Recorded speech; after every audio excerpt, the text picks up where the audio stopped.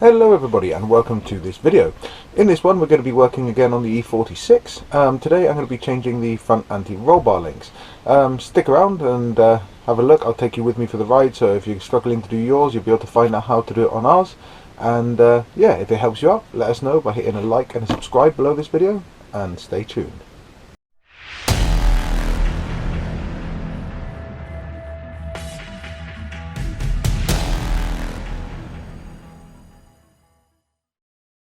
Right, so the first thing I'm going to do is put this on as level a surface as I can find and jack it up and remove the front wheels.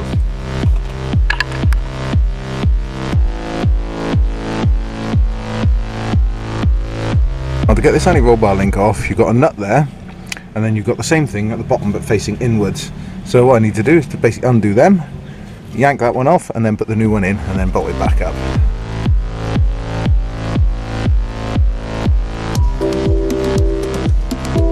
Yeah, some of these on this bit you'll find that there's a flat, oh you can see it on this one actually, push that back, there's flat pieces here, and that is so you can get a spanner on it, but they can be a pain.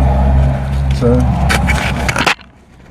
what I'm going to try and do, sometimes if they're starting to go, I'll go like that just see if I can pull that off, but this one is just too strong, so it's 17mm on a spanner and get them off. And obviously I lubricated these first before I started as well.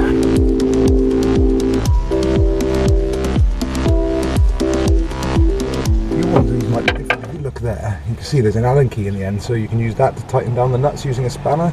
My other one actually had the flats on it. I'm quite glad these are different.